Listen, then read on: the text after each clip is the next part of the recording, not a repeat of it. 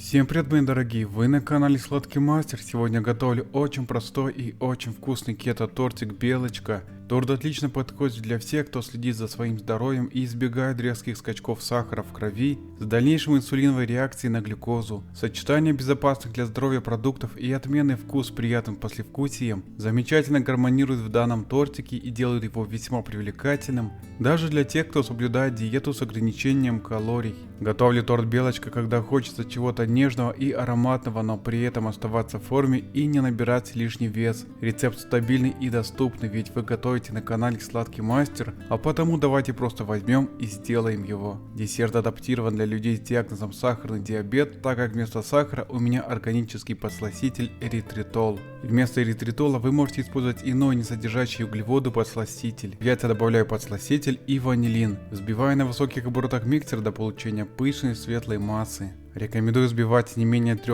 минут, тогда яичная смесь хорошо насытится кислородом. Добавляю сметану, перемешиваю недолго миксером. Всыпаю кокосовую муку и разрыхлитель. Перемешиваю ингредиенты сверху вниз, чтобы мука вмешалась в яичную смесь. Вымешивание таким способом является деликатным, что позволяет сохранить большое количество пузырей в тесте.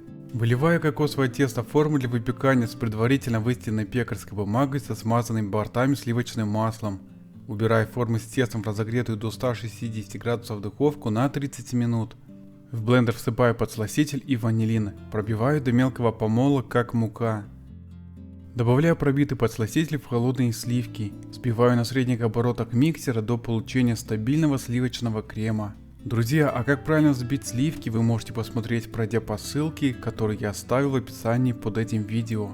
Вот такой сливочный кето-крем, который стабильно держится на лопастях миксера, получился. Остывший бисквит разрезаю ножом пилой на 2 половины. При отсутствии ножа пилы просто воспользуйтесь очень острым ножом. Рекомендую разрезать холодный бисквит из холодильника, тогда разрез будет более четкий и ровный. На рабочую поверхность наношу немного сливочного крема для устойчивости. Укладываю первый кокосовый корж пористой стороной вверх.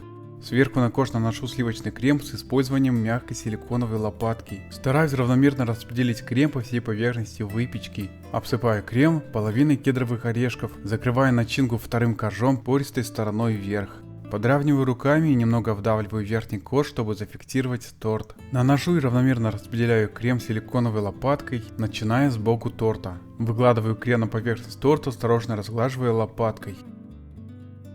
Окончательно подравниваю крем плоским шпателем, начиная с боковины. При отсутствии шпателя воспользуйтесь удобным ножом. Разглаживаю сливочный крем по поверхности торта, чтобы убрать все неровности. Формирую произвольный узор силиконовой лопаткой, двигаясь от краев к середине. Оставшимися кедровыми орешками обсыпаю крем в произвольном порядке. Дополнительно украшаю молотыми фисташками для придания торту контрастности и завершенности. Убираю торт в холодильник для пропитывания и стабилизации минимум на 2 часа. Кето-торт Белочка получился настолько нежным и воздушным, что остановиться на одной порции очень сложно. А учитывая, что это абсолютно безопасный торт без сахара и глютена, то даже половина торта не вызовет резкий подъем инсулина в крови. Ведь в нем полностью отсутствуют продукты с высоким гликемическим индексом, что очень важно, если вы на правильном питании или соблюдаете кето-диету. Вкус торта получается очень лаконичный, в котором гармонично сочетаются кокосовые пористые бисквиты, сливочный крем и приятное похрустывание кедровых орешков. Торт Белочка понравится всем, кто любит умеренный вкус без приторностей, с нежной текстурой. Спасибо, мои дорогие, за подписку, лайки и комментарии, и тем самым вы продвигаете канал.